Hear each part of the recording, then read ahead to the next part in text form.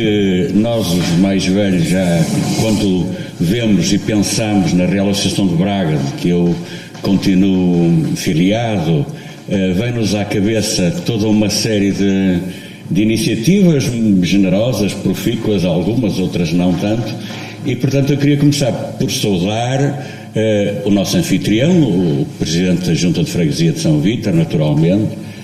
Não posso deixar de agradecer estas palavras tão amáveis e amigas do Dr. Gonçalo Pimenta de Castro. Queria saudar os Presidentes das Reais, também do Porto, estão aqui representantes da direção da Real do Porto, e, naturalmente, um grande responsável por tantas iniciativas e até também por este facto, conjuraram-se para me ter aqui, mas eu tenho muito gosto, não só acho que é obrigação. Agora, vou adverti-los para algumas coisas. Eu não venho falar-lhes como académico, não tenho quase nada para propor em termos de ensinamento. Há aqui pessoas que têm experiência de luta monárquica, de atividade cívica, política, que essas sim têm muito mais a dizer e a ensinar. Eu hoje intencionalmente pus na lapela a bandeira azul e branca, porque aqui fundamentalmente me traz o desejo de estar presente no local onde devemos ter presentes aqueles heróis que sacrificaram por desfraldar a bandeira azul e branca, porque acreditaram nos seus ideais e, portanto, é sobretudo esse tom de homenagem. Eu estou aqui muito mais como monárquico, ainda que naturalmente, como nós não deixamos de ser cristãos em lado nenhum, também não deixamos de ser portugueses, as coisas estão associadas, portanto, também como universitário estou aqui, mas é sobretudo enquanto português que ama a sua pátria e monárquico que eu venho cá. Porque esta gente que sacrificou, tanto em Monsanto como na monarquia do Norte, e houve gente cujo sangue correu, e gente que morreu naturalmente, essa gente merece realmente uma homenagem muito forte, e isso deveria bastar. Claro que as vidas hoje estão complicadas e é muito importante nós pararmos para vermos o que é que nós podemos fazer em termos de contributo para justamente os seus exemplos frutificarem. Eu suponho que aquilo que eu posso vir a dizer, e vou dizer necessariamente até para justificar os títulos, não é? E para justificar as imagens. Mas eu vou, em alguns aspectos, ser provocatório, mesmo em relação a mim próprio. Nós somos normalmente conservadores, e uns maus conservadores. À custa de muita transigência, somos aquela lógica que muda alguma coisa para tudo permanecer na mesma. E nós temos que mudar alguma coisa para que o todo mude, para que o conjunto, porque nós vivemos num ambiente irrespirável, muito mais complicado do que as lutas em que havia infusão de sangue destes tempos que evocamos. Portanto, temos é que acertar. O que é que podemos fazer? Certamente que não é guerrilha, certamente que não é conspiração propriamente declarada, mas há combates de cultura que são muitíssimo importantes e que se calhar nos estão a passar ao lado. Agradecendo depois a boa vontade de todos e terem-me chamado cá e poder estar associado a esta circunstância comemorativa e de homenagem, e tendo advertido para esta lógica, que além de mais, eu tinha posto aí, declaração de princípios, a minha declaração de princípios é monárquico, e sobretudo interessa-me que nós, que verdadeiramente estamos em família, se pensarem bem, verdadeiramente no nosso seio, reflitamos sobre o que é que podemos fazer neste momento de homenagem, de pausa, o que é que podemos, em termos de reflexão crítica, fazer. E, portanto, tenho aqui uma sequência de slides, portanto, não é conferência, não podia ser. É verdade que também estou confortado, a parte científica, histórica, o professor Armando Malheiro da Silva está aqui. O meu desígnio era mais tentar provocar as pessoas e sentir-me interpelado eu próprio, porque sinto, em lançar-lhes este tipo de questões. E reparem que onde reparar boas e más notícias é muito fácil, para as boas notícias para nós, para os nossos antepassados, para os nossos avós, no meu caso pela minha idade, os meus avós, sendo que um era evolucionista quando foi a monarquia do Norte e outro era conspirador, e portanto tenho do lado do pai e da mãe posições.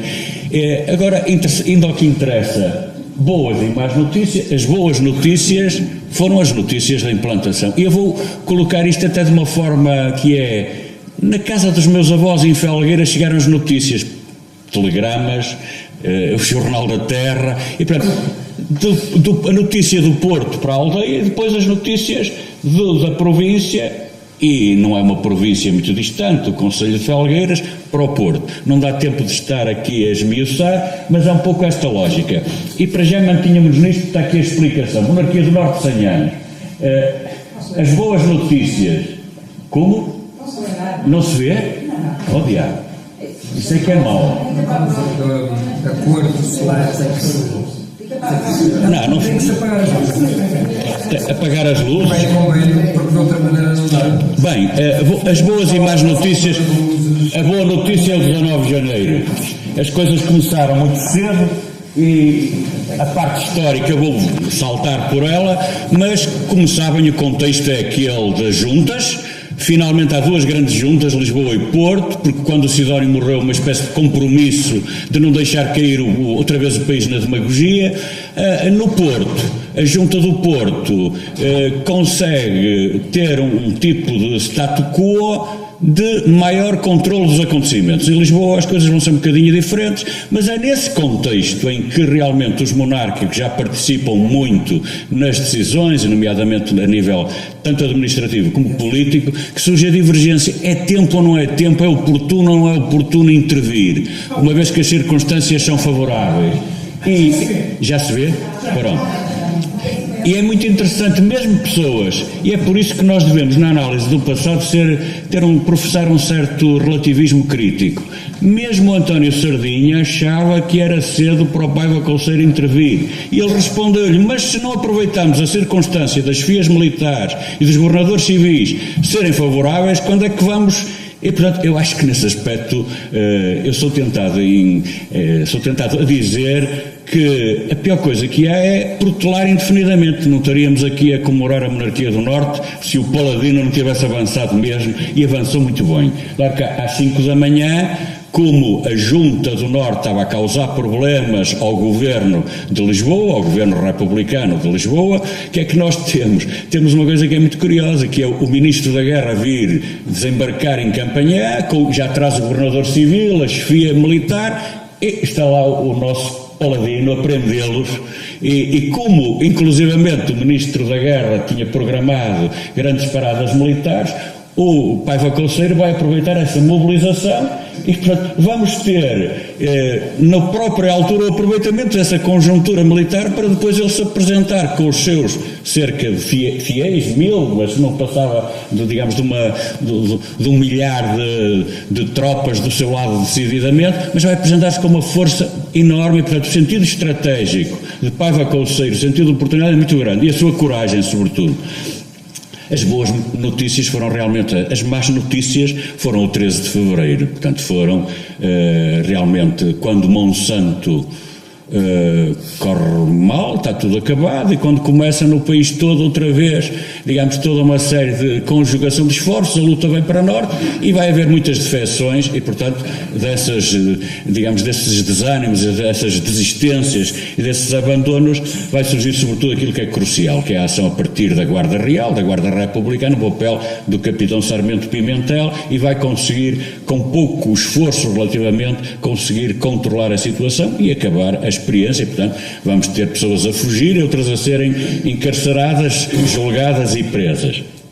É muito interessante, ainda há pouco falava, eu não sou daí particularmente, mas tenho aqui 2 alunos da Faculdade de Letras, e não só como monárquicos, mas como alunos de faculdade, é muito caro tê-los aqui presentes, porque realmente a própria Universidade do Porto, jovem como universidade, não esteve ausente desta circunstância. Houve uma mobilização muito grande de monarcas, vamos ver isto nas fotografias e nas imagens, e é muito curioso ver que homens, digamos, de ciência, como o professor Gonçalo Sampaio, que vai ser, digamos, quando vem a contra-revolução, quando vem o 13 de fevereiro, vai ser preso, vai passar 2 anos na cadeia. Porquê? Porque se constituiu o batalhão académico. Houve um batalhão académico e ele, o lente Gonçalo Sampaio, presidia esse batalhão académico. Está 2 anos na cadeia e acaba de escrever o epítome da flora portuguesa. Portanto, um homem de ciência, uma grande referência da nossa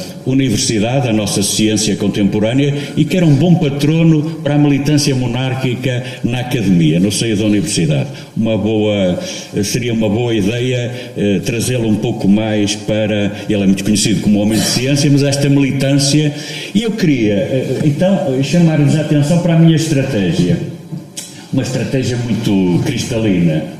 O meu ponto de partida, uma vez que as pessoas têm os acontecimentos e os factos presentes, e se não tiverem, vão refazê-los, nomeadamente vão ter ocasião de voltar a pensar e a tê-los presente na conferência que segue, mas basicamente a minha proposta de partida é viajar nesta obra. O reino, eu não completei, vamos viajar no reino de Campos Lima. O Campos Lima escreveu uma obra cujo título é ofensivo, foi ele que criou, O Reino da Traulitânia.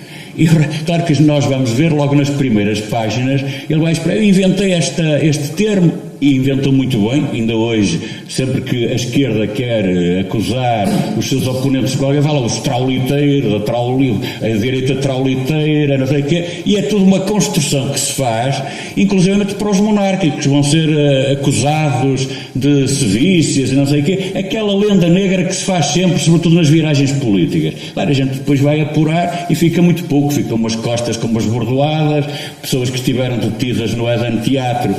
Mas claro, a gente pensa assim, então queriam que fizessem uma transformação sem prender ninguém, quer dizer, os tipos que punham as bombas, que agrediam, que, digamos, amedrontavam, agiam impunemente, não era possível nem monarquia do Norte, nem qualquer outra coisa. Portanto, eu acho que valia a pena ver esta proposta, sabendo que é proposta, ele chama-se assim, eu sou um libertário, e portanto fala da esquerda, socialista, republicana, laica, essas coisas todas, libertária. Agora, é muito interessante nós, os monárquicos, devemos nos habituar a lidar muito bem com essa literatura e virá-la do avesso, porque eles dizem coisas fantásticas que são muito úteis nós desconstruirmos para depois apresentarmos a nossa visão serena dos factos.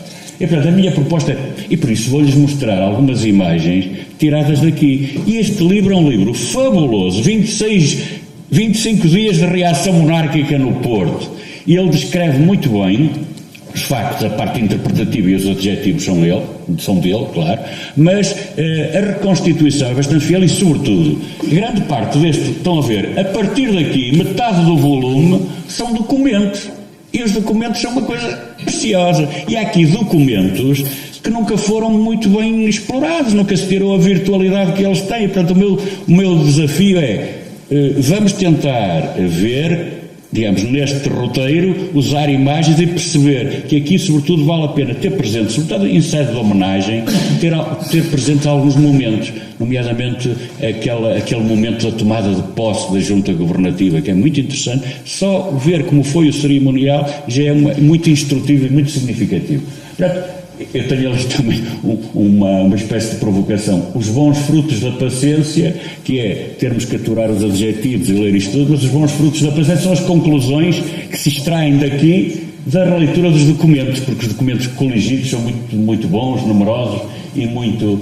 E a minha proposta, se quiserem e tiverem, eu acho que vale a pena, tiverem paciência para ler os documentos, isso impõe-se ler esses documentos e ler mesmo o texto, que é um texto antimonárquico, ao trance, mas tem muito interesse fazer, porque eu penso que nós hoje, no presente, nós os monárquicos, temos que contribuir para uma coisa ali, que está ali a declaração de interesse e o objetivo. Nós temos que contribuir para uma urgente libertação do pântano de fantasmas, distorções e complexos historiográficos instilados desde a propaganda republicana. Nós continuamos a elaborar em erro, continuamos a aceitar terminologias instalados pelo jacobinismo republicano e pelo conservantismo esquerdista oficial, por seus dogmas. Nós vivemos numa sociedade muito dogmática, claro, ainda temos uma Constituição marcada pelo dogmatismo, uma rigidez e a forma como vemos as instituições, e portanto reagir contra isso. E, sobretudo, isso é que eu gostava que fizéssemos aqui, render a devida homenagem à coragem, espírito de sacrifício, ideais daqueles que há 100 anos acompanharam o Henrique da Paiva Couceiro na sua arrancada, como contestável do Reino de Portugal e das suas grandes causas. Eu pus-lhe contestável entre aspas, mas eu acho que de facto ele teve um papel que lembra muito o papel do Condestável, uma imagem acho que é muito ajustada, embora também aqui em todo lado é usada num sentido pejorativo, e até do ponto de vista das caricaturas da época ele aparece realmente como Condestável, mas é para o apresentar sempre como alguém que está a lutar por causas perdidas, como um Dom Quixote, não sei o quê. Eu acho que realmente o Paladino desempenhou esse papel. Pronto, é a minha, mas podemos depois continuar a discutir e a debater este tipo de questões. Eu tenho imensa admiração por quem não se resigna a nunca fazer nada e a sempre protelar tudo, que é um pouco o nosso marasmo de monárquicos. O que é que nós estamos à espera? Cada vez fazemos menos, cada vez estamos reduzidos mais à dimensão dos clubes, e aquilo que fazemos mas é intra, temos que expandir. Faz-se muito. O esforço das nossas reais, a criação. Aliás, eu não podia falar contra aquilo que é o meu testemunho, a minha própria experiência, a criação da Federação das Reais Associações, a causa real, mas nós, até pelas preocupações do cotidiano, por vezes ficamos muito no nosso seio, e o caráter expansivo que vai exigir polémica, vai exigir incómodos, é preciso atualizá-lo, é preciso pô-lo em evidência. E então eu acho que o primeiro momento de homenagem deveria ser a homenagem a fazer a este grande português.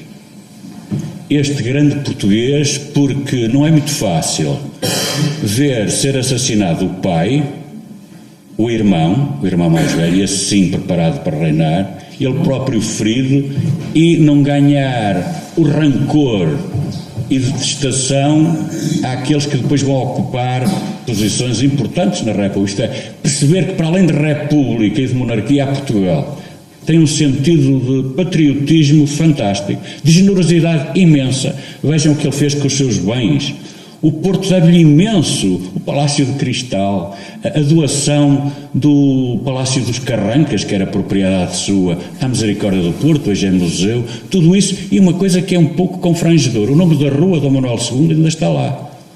Mas desafios a perguntar onde é que está o busto de Dom Manuel II que estava no Palácio dos Carrancas e no Museu Soares dos Reis. E era um aspecto importante nós fazermos questão de, sobretudo a partir desta altura, questionarmos e fazermos tudo para que volte a ser reposto, porque foi um grande português o que ele fez, em termos de bibliografia, de história. A atividade intelectual dele é notável, a sua dedicação, digamos, à causa pública, a forma como se dispôs também com o outro ramo de família, o ramo proscrito, chamado assim dito, e os pactos de Dover, de Paris, mostram o seu desejo de que, para além dele e da descendência que não teve, ficasse um destino, que é esse destino que nós hoje somos chamados a correr. Portanto, a primeira homenagem ao rei Dom Manuel II.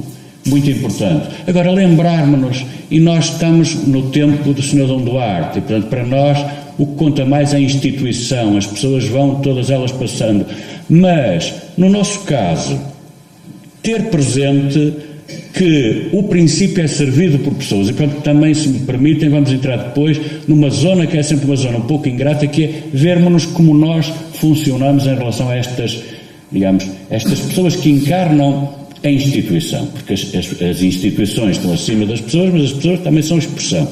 Eu trouxe aqui, precisamente porque a toada é evocativa, celebrativa e de homenagem, em relação ao Sr. Dom Manuel II, um poema muito interessante da poetisa branca de Gonta Colasso, Quando Voltar El Rei. É possível que já tenham que conheçam este poema, que eu acho lindíssimo, dedicado pela poetisa à Rainha Vitória, Dona Augusta Vitória, 1917. É muito interessante porque mostra como neste tempo do Sidónio, as expectativas no regresso do rei estão lá. Portanto, a monarquia do Norte vai ser o desejo de acelerar e de concretizar a expectativa. E é muito interessante a forma como a poetisa usa muito bem, convoca os símbolos do desejo do regresso do rei, nomeadamente esta toada simbólica do desejado, e portanto o encobertismo, tudo isso. Quando voltar El Rei, nem só no tempo andava afeitos a cantar e há datas a luzir,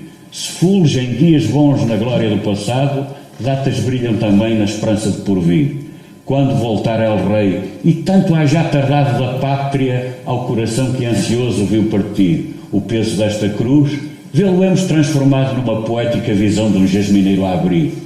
quando voltar el Rei, depois desta agonia, e a hora enfim soar da nossa redenção, como será bendita a vaga de alegria a transbordar em luz de tanta comoção.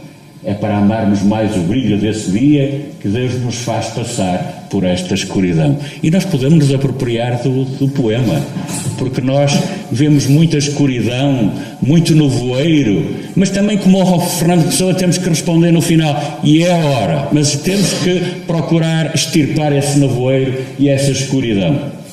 Este poema é para evocar este desejo. O desejo esteve mais perto de se concretizar justamente com a aventura da monarquia do Norte. Ora, aqui está uma imagem que eu gostava de ter visto repetida no dia e no momento exato, no dia 19 de janeiro, que era ir hastear a bandeira azul e branca no alto da Torre dos Clérigos. Portanto, vamos agora ver imagens que são tiradas daqui, do reino do Campos de Lima, e que são imagens das movimentações monárquicas e que mostram uma coisa que é indesmentível, que é a mobilização, o entusiasmo, a alegria de que grande parte da população que não tinha esquecido as instituições monárquicas tem. Aqui temos o quartel do Carmo, não é? O quartel da Guarda Republicana, o hospital. Este é o carro da Câmara, a Câmara do Porto tem este carro que anda de lá para cá, e aqui numa circunstância, pela primeira vez, digamos, em monarquia, celebram-se na Lapa as exéquias pelo assassinato de Dom Carlos e do Príncipe Dom Luís Filipe. Portanto, temos outras imagens, vamos passar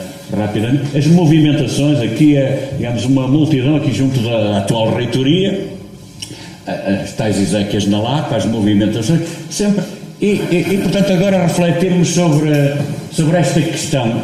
Não, passávamos atrás, Gonçalo, que é, temos que refletir, isto foi uma realidade. Houve monarquia, houve decretos, houve planeamento, digamos, da atividade governativa e com eficácia. Ao contrário do Campos de Lima, com gente de muita categoria do ponto de vista intelectual e do ponto de vista de capacidade. Se assistiram à conferência do Dr. Luís Cabral, ele focou, por exemplo, o papel de duas grandes personalidades, dois grandes monarcas, dois grandes portugueses, dois grandes católicos, o Conde de Samudães e o Visconde de Azevedo, segundo Conde de Azevedo. Portanto, realmente, claro que ele diz aqui uma gentinha, ninguém liga, uma gente de segunda, não é? Claro que, digamos, é o denegrimento sistemático. É o denegrimento sistemático que realmente, ainda há pouco evocando o Gonçalo Sampaio, nós víamos, não, gente muito boa, gente muito capaz e gente muito determinada e que vai passar por consequências, vão estar presos, vão ser julgados, vão ter que esperar pelas amnistias, alguns vão para presídios em África, etc. Mas valeu a pena mostrar às pessoas que era possível. É comovente, por exemplo, a descrição do que foi a proclamação da monarquia na sede do Conselho em Felgueiras. De gente a chorar ao içar da bandeira, de gente a promover manifestações que falam por si. Claro que na aldeia é sobretudo também o sentido de libertação do campo religioso. Portanto, vamos ver em Felgueiras, por exemplo, mas acho que é um pouco por todo o Norte, manifestações de caráter religioso, porque aquela pressão antirreligiosa extingue-se, e portanto vemos, por exemplo, no caso de Felgueiras, não sei se conhecem, tem o santuário, a Santa Quitéria, e além de, digamos, de outros os foguetes, as manifestações, as proclamações, as orações políticas empolgadas, há manifestações, por exemplo, no caso de procissões, por exemplo, em honra da Imaculada Conceição, padroeira do Reino, no Alto de Santa Quitéria. É um trabalho imenso que eu acho que está por fazer e que dava uma tese fabulosa de doutoramento. As proclamações monárquicas nos concelhos do Norte de Portugal. Em vez de vermos aquilo que já está dito e que está mais ou menos sabido, vermos e fazermos o levantamento nos concelhos, nas sedes de concelho, a forma como cada concelho da monarquia do Norte se viveu este acontecimento. Era uma coisa fabulosa porque há muita documentação.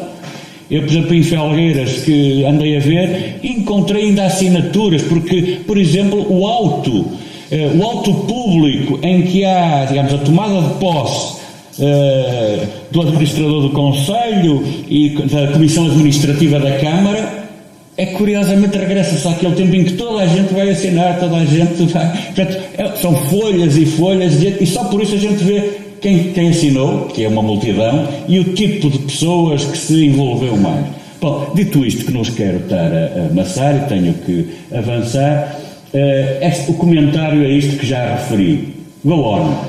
Todos sabemos que antes de avançar, o Conselho mandou emissários a Lisboa para, junto do Conselheiro Aires de Ornelas, ver se avançaria, deveria avançar ou não com autorização superior. E o Aires de Ornelas, que achava que aquilo que não seria para já e nunca avançaria, seria uma coisa de tipo, digamos, localizada, se acontecesse, go on, palavras de El Rei, aquilo que todos temos presente. O que é certo é que o Paladino avançou mesmo e, portanto, não esteve. Agora, como lhes disse, não vamos dizer que o Sr. Dom Manuel, ao não autorizar, ao não se envolver, que teve menos patriotismo. Ele estava convencido que ia ser depois terrível o refluxo do movimento quando a República tomasse conta. Ele poderia intelectualmente achar que não estavam reunidas as condições e que não devia ser. Como o António Sardinha, que era ultramilitante e que se colocou do lado do Conselho, foi governador civil, etc., achava que deveria... São matérias controversas. Agora, quem controversa é forma dedicada, generosa, apaixonada, como ele e os seus, os seus seguidores se empenharam, não só a nível da junta governativa. Portanto, eu aqui, para evitar razões, há aqui um opúsculo que se lê, rapidamente, do Vasco Polivalente, e que tem precisamente o essencial a saber sobre a monarquia do Norte, Monsanto, e sobre estes episódios todos. Portanto, eu abstinha-me realmente de continuar a referir isto, e íamos passar, vejam, por exemplo, a tomada de posse, as proclamações, está aqui tudo. Eu tenho aqui marcado, podia lê-las, mas acho um bocadinho atrevido da minha parte estar a ler as proclamações. Sabem que a primeira proclamação é muito interessante porque se reivindica, além do mais, diante da população. Portanto, situámos-nos no antigo governo civil, portanto, é aí que devemos ver o cenário, no antigo governo civil, portanto, aquele cenário da batalha, daquela zona, quem vai para a batalha, o antigo governo civil, e nessa zona fazem-se proclamações, há movimentações, é muito interessante, sobretudo, o regresso à cor azul e branca, que é a cor que nos acompanha desde Afonso Henriques. Tolamente, o Campos de Lima diz: porquê é que ele não faz isto avançar até aos visigodos? Que estupidez! O azul e branco é da monarquia constitucional. Não, o azul e branco, como sabemos, vem desde a primitiva bandeira, antes do departimento da separação dos escudos, já está a cruz azul no fundo branco. O regresso às matrizes, que é muito interessante.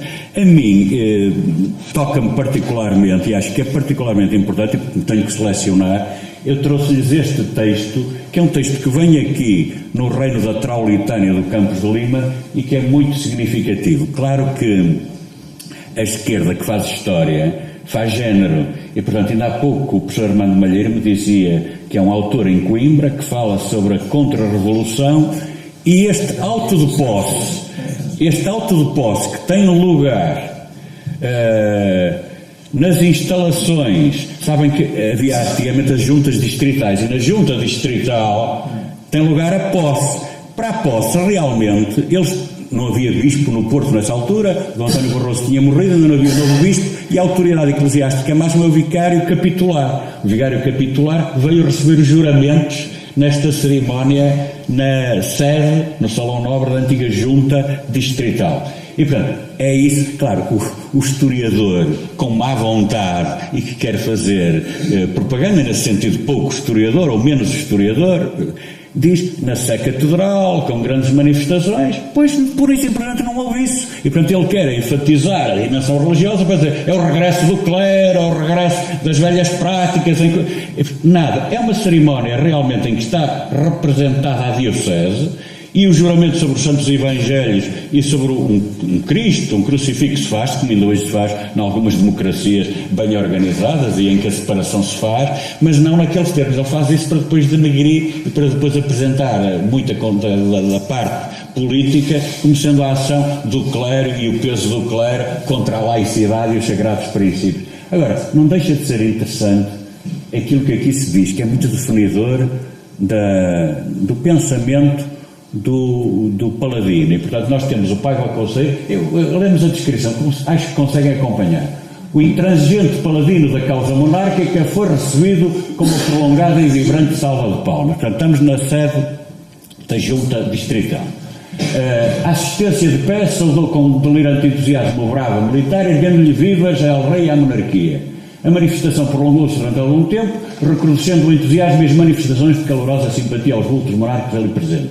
A veneranda figura do vigário capitular, reverendo Dr. Teófilo Salomão, visivelmente comovido pela impressionante manifestação ali feita, adiantou-se para falar. Estabeleceu-se então silêncio e o ilustre sacerdote, por cujas faces deslizavam lágrimas, comovidamente disse sentir-se profundamente sensibilizado com a alta honra que lhe concedeu o ilustre Ministro da Justiça e dos Negócios Eclesiásticos, Sr. Visconde do Banho, convidando-o para receber o solene juramento dos ministros da monarquia.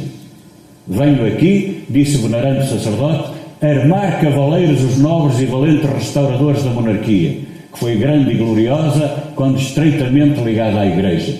É em nome da religião e da pátria que ali se encontra. Em nome delas, pois, pede e espera que acabem todas as vicissitudes da pátria e que novas horas de felicidade e de paz surjam para este heróico e nobre Portugal, nobre e grande nas gloriosas épocas passadas, em que sempre andaram juntos a cruz e a espada. De novo se repetiram os vivas ao rei, à pátria, ao clero, ao exército, tudo normal e tudo aqui num sentido muito restauracionista, é verdade. O regresso à religião católica apostólica romana como religião oficial do reino e, portanto, digamos, do ponto de vista ritualístico, está tudo nos conformes, para o horror dos republicanos, mas para a normalidade na ótica da Carta Constitucional de 26. Agora, é interessante depois, sendo isto certo, é interessante depois este segmento. De novo se repetiram os vidas ao rei, à pátria. O Sr. Paiva Couceiro, que primeiro vai prestar o seu juramento de fidelidade à pátria e ao rei, antes de poisar a sua mão direita sobre os santos evangelhos, dirigindo-se ao Dr. Teófilo Salomão, disse: agradeço a Vossa Excelência a sua presença aqui e antes de prestar o meu juramento quero afirmar a Vossa Excelência o meu apoio e do Governo à causa da religião, que é a causa da pátria. Realmente a centralidade que nós temos que ter presente nestes momentos tinha recrudescido outra vez muito a questão religiosa, aliás, como vai recrudescer. E, portanto, está aqui. Mas isto já não, digamos, esta afirmação do Couceiro já é uma interpretação da história, já não tem a ver com a questão do confessionalismo do Estado. A religião e a causa da religião é a causa da pátria. Eu suponho que isto que ainda é defensável mesmo no estado de separação do Estado da Igreja. Quanto mais as igrejas, digamos, puderem desenvolver harmoniosamente, isso só pode ser benéfico para a pátria. Portanto, não é nada... Claro, nós vamos ver o Campos de Lima insurgir-se contra isto e interpretar isto como manobras clericais e o apoio ao clericalismo, essas coisas todas.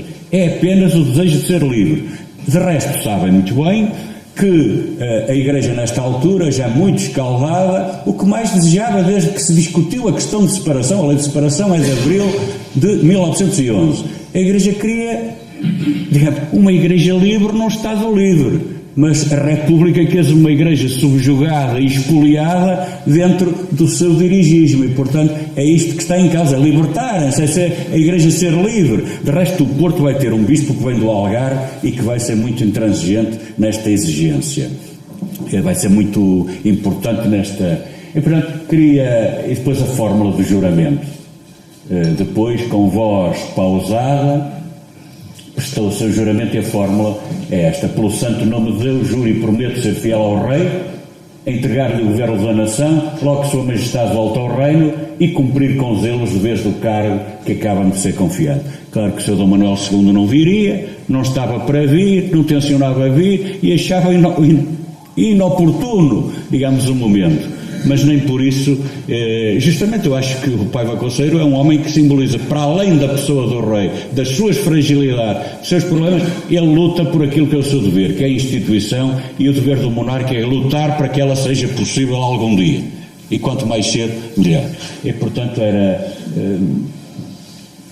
passávamos então para aqui, vou passar adiante, que é precisamente, nós podemos ver nos periódicos de província, a restauração da monarquia, os telegramas de lá e de cá, e os textos são, digamos, realmente uma matéria muito interessante. Passamos adiante, e depois o tal arrazoado nos jornais, que são as descrições, neste caso nos jornais de Felgueiras, as descrições do que se passou no Porto e a reprodução para o Porto ler e para a província e para a capital do Norte saber o que se passou lá.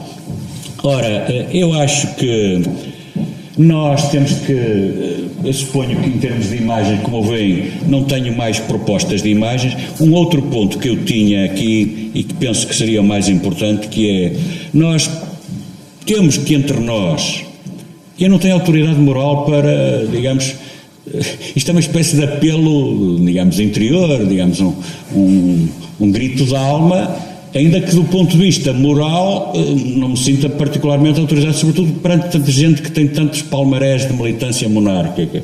Mas não interessa, também aquele que cumpre pior os mandamentos da lei de Deus e que é fraco cristão, nem por isso quando fala e pensa coerente e lucidamente e sinceramente, sobretudo, nem por isso deixa de ser válido, deixa de ser importante ouvi-lo. Portanto, se Vossas Excelências quiserem ouvir-me nesse ponto, eu termino rapidamente, mas diria alguma coisa. É fundamental planear o presente de resistência monárquica, e devemos dizer, de resistência monárquica à dissolução democrática. Sendo que nós devemos ser os melhores dos democratas, há um ponto que deve ser um dogma, e que é um dogma já. Realmente, nenhum de nós quer outras instituições que não sejam democráticas, mas perceber que a monarquia é um grande serviço à estabilidade, à coerência, à lógica de futuro das democracias. As democracias serão tanto melhores quanto mais bem servidas por uma monarquia. No nosso âmbito, no nosso seio, penso que é preciso que nunca a família real, o príncipe Dom Afonso, o Sr. Dom Duarte, nunca se sintam nem isolados, nem exilados dentro do reino, nem devassados, digamos assim, por aquilo que é o massacre permanente das revistas cor-de-rosa e sociais. Portanto, temos que arranjar um justo termo em que as coisas funcionem naturalmente. Eu acho que, sobretudo, o importante era o carinho que já temos pela família real, tornarmos-lo cada vez mais irradiante, sobretudo para os meios a quem a causa monárquica e os nossos valores não dizem tanto. Isto é mostrarmos. E temos connosco uma coisa extraordinária, a bondade pessoal do nosso rei. O Sr. Dom Duarte é uma pessoa a todos, e muito acarinhado pela população. Então, há pouco falávamos ao almoço disso, acarinhado pelo homem comum. Isso é um grande potencial que nós não valorizamos. Nós normalmente valorizamos, como portuguesmente, o que é que valorizamos? Aquilo que correu pior, aquilo que foi dito e que se calhar era mais... Isto é, termos uma visão, digamos, mais da floresta e o nosso carinho ser mais do que nunca esmerado. Servir sem pedir nada para nós. Servir porque é da causa e da instituição que se trata. E, sobretudo, como dizer, não superlativar exigências críticas. As pessoas todas têm fragilidades, não há nada ideal e absolutamente imune a críticas. Agora, há um papel que nós podemos fazer, que é o debate das ideias e a nível cultural. Tirar os portugueses das teias de aranha e dos fantasmas e das suas ignorâncias sobre a instituição real. Isso é fundamental. Sobretudo esta compaginação, democracia avançada, é mais fácil, é possível com a monarquia. E ter um discurso inovador de reconstrução e, sobretudo, não de restauração, mas, como dizia o Sardinha, de reinstauração. Queremos uma coisa ao mesmo tempo, que vem desde a Fundação, que nos liga geracionalmente, ao longo do tempo, e que nos liga sobretudo com o sentido de família, que é isso que compreendem os monárquicos. Nós somos fiéis a uma bandeira não apenas de pano, mas de carne e osso, e que é uma família que vem de Afonso Henriques até nós. Isto é uma coisa, um valor incrível, é um potencial incrível. Sermos fiéis a isso, mas termos um discurso de reinstauração. Nós não vamos, ninguém pode querer voltar a um passado que já desapareceu. E, portanto, se já no tempo do Conselho isto se discutia, é preciso reinstaurar, a linguagem é de Sardinha, quem é suspeito, reinstaurar, termos essa lógica. E nesse aspecto, termos no nosso discurso, acho que é importante, e que acho que isso que é pacífico, todos concordarão, o timbre em determinados temas que já os movimentos monárquicos há muito tempo têm desenvolvido e que por vezes esquecem. O património natural e ambiental, o património construído e, sobretudo, o património moral. Num país em que o deschoramento dos costumes, a materialização, o ceticismo é tão grande, em que a esquerda mais insurrecional e menos, e digamos, mais primária domina a vida cultural, nós temos que dar resposta a esse tipo de atitudes, nomeadamente a essa lógica fraturante que invade as leis de família, quer dizer, os pais hoje já não são eles que decidem muitas coisas sobre a escola dos filhos, os pais já não são eles que decidem, e portanto, tudo isso é objeto que nós como monárquicos portugueses é primário, portanto nós podemos dar um contributo, até porque o valor de família para nós é central, é institucional. A família real e a instituição estão associadas, portanto, neste sentido.